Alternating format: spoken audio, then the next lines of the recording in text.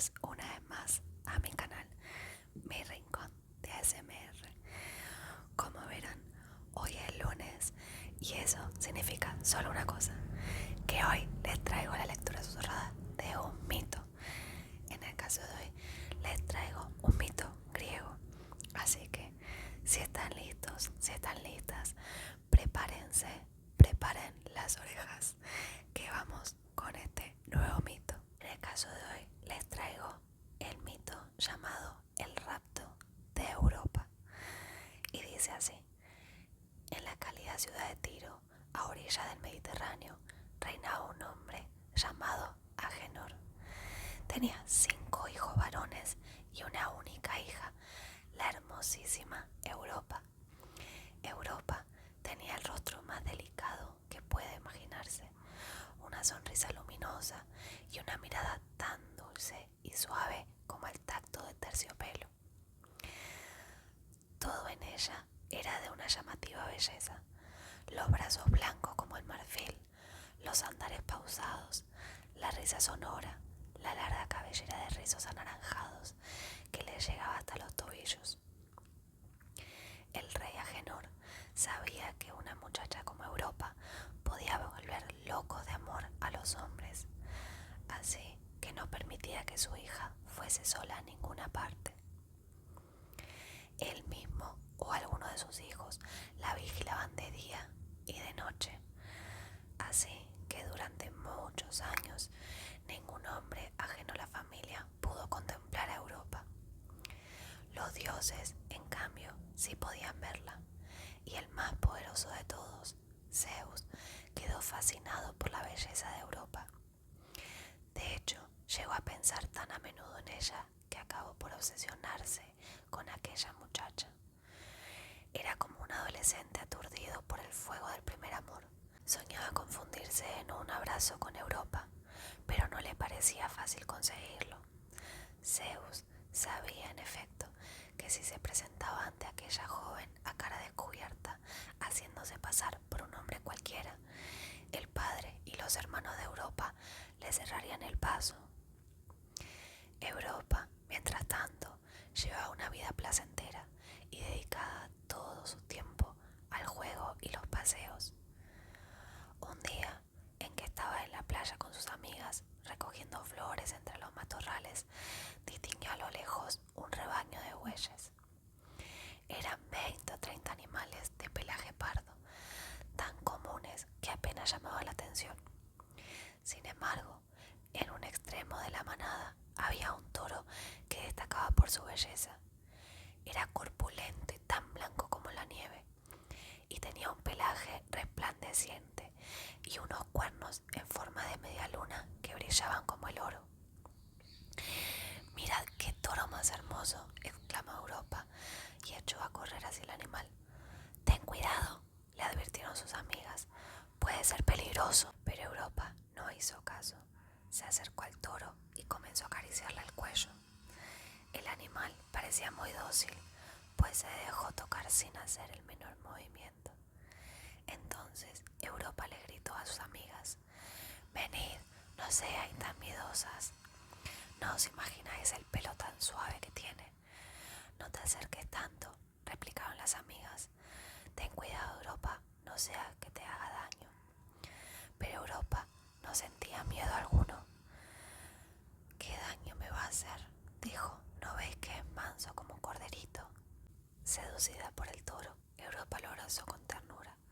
Le colgó en el cuello una guirnalda de flores que acababa de tejer con sus propias manos y le susurró una canción al oído. Los hermanos de la joven lo estaban viendo todo, pero no se acercaron porque pensaron que el toro era inofensivo. Al final, Europa se confió tanto que acabó por trepar el lomo del animal. El toro aceptó el juego y comenzó a caminar a paso lento por la orilla del agua. Europa se reía, feliz de sentirse dueña de aquel animal tan poderoso. La escena era tan delicada que incluso las amigas de la joven se olvidaron del miedo y rompieron a reír. Pero el peligro, aunque invisible, estaba presente, pues aquel toro no era lo que parecía. En realidad se trataba de un dios metamorfoseado en bestia. Aquel toro era el mismísimo Zeus, que había decidido transformarse en un toro juguetón para acercarse a Europa y ganarse su confianza. Claro que el juego no era más que el primer paso. Zeus quería algo más, pues su corazón ardía en el fuego incontrolable del amor. De repente ocurrió algo inesperado. Un fuerte temblor sacudió la tierra y entonces el toro se lanzó como una flecha mar adentro, dejando un rostro de espuma tras él. Europa, asustada, se agarró con todas sus fuerzas a la espalda del toro.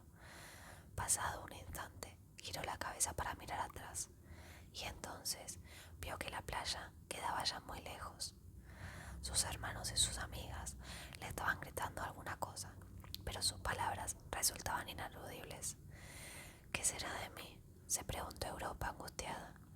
Acababa de comprender que en aquel toro había algún engaño y su corazón se llenó de terror. El toro se detuvo al llegar a Creta, una isla de altas montañas y fértiles llanuras. Allí, cerca de una fuente, Zeus le reveló a Europa quién era él en realidad, y bajo la sombra de los plátanos la abrazó por vez primera y le descubrió todos los secretos del amor. Europa tuvo 3 hijos con Zeus y se quedó para siempre a vivir en Creta, pues el padre de los dioses le regaló la isla para que fuera la patria de sus hijos y sus nietos. En cuanto a Zeus, volvió pronto al Olimpo, pero siempre guarda un magnífico recuerdo de su romance con Europa, y para que quedara un testimonio eterno de su amor, colocó en el firmamento unas cuantas estrellas dispuestas en forma de toro. Todavía hoy, cuando miramos al cielo por la noche, podemos ver esa resplandeciente figura, a la que los sabios llaman constelación de Tauro. ¿Qué les parece si leemos uno más? Porque este la verdad fue bastante cortito y tiene de alguna manera una continuación. Si les parece, continuamos un poquito más. Y el próximo mito se llama Teseo y el laberinto de Creta, que si se fijan es el mismo nombre que tenía la isla donde Zeus y Europa estuvieron juntos y tuvieron a sus hijos. Y este mito dice así: de los 3 hijos que tuvo Europa, uno llegó a ser rey de Creta. Se llamaba Minos y era un hombre ambicioso, pero no se limitó a gobernar sobre su isla, sino que embarcó a menudo a su ejército con el propósito de conquistar territorios en la orilla norte del Mediterráneo. Atenas y Mégara, entre otras ciudades griegas, cayeron en sus manos, lo que convirtió a Minos en uno de los hombres más respetados y temidos de su época. Minos había tenido 2 hijas con su mujer, Pasífae. Aunque las quería con locura, su mayor deseo era tener un hijo varón para nombrarlo heredero de su imperio. Así que el día en que Minos supo que Pasífae estaba embarazada por 3.ª vez, una plácida sonrisa le iluminó la cara.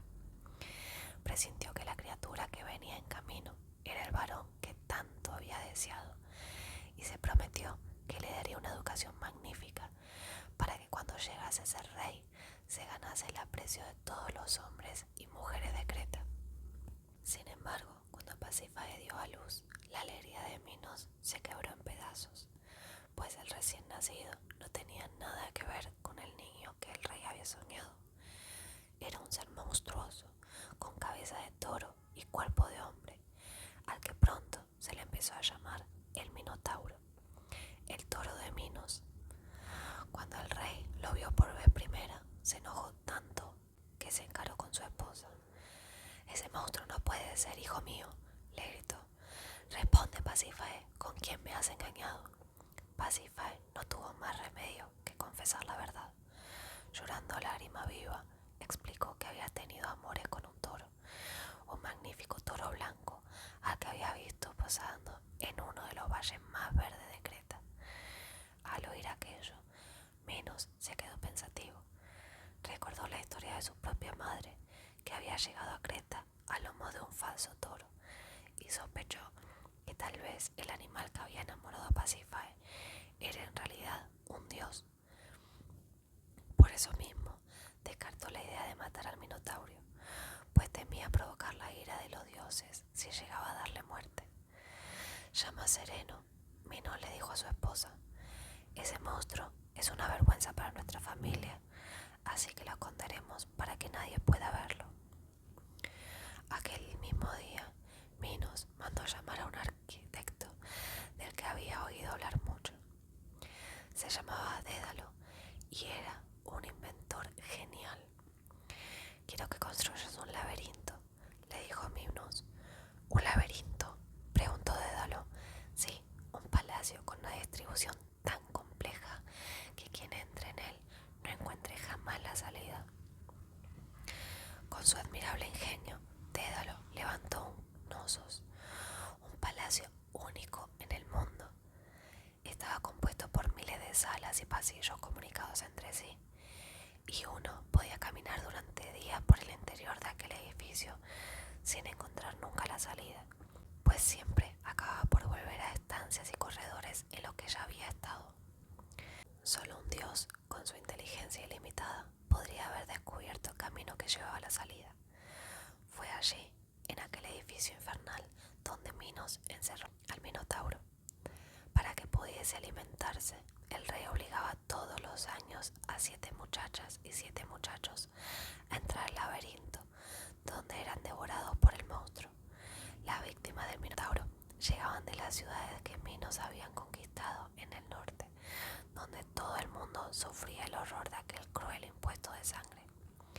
El Minotauro llevaba 9 años dentro del laberinto cuando llegó a Creta un grupo de jóvenes procedentes de Atenas. Entre ellos se encontraba el propio príncipe de la ciudad, un muchacho muy apuesto y con fama de hombre valiente que se llamaba Teseo. A pesar de que su destino era morir devorado por el Minotauro, Teseo hizo el viaje hasta Creta con una entereza ejemplar que sorprendió a sus compañeros. Cuando uno de ellos le preguntó cómo podía estar tan tranquilo, sabiendo que se dirigía hacia la muerte, Teseo respondió: porque confío en mí mismo, sé que voy a derrotar al Minotauro y que regresaré con vida a Atenas. Parecía una fanfarronada, pero para seguir su propósito, Teseo no solo contaba con su valor sin límites, sino también con el aliado imprevisto del amor. Sucedió que el día en que Teseo llegó a Creta, había una hermosa muchacha en el puerto. Era Ariadna, la hija mayor del rey Minos. En cuanto vio a Teseo, Ariadna notó que su corazón se aceleraba y tuvo la sensación de que necesitaba de aquel muchacho para ser feliz en la vida. Nunca antes había visto un hombre tan hermoso como Teseo, y la entristeció saber que su destino era morir devorado por un monstruo. Aquella noche, Ariadna no logró dormir, pues no hacía más que pensar en Teseo. De madrugada, cuando todo el mundo dormía, se cubrió con un manto y abandonó en secreto el palacio real de Knossos.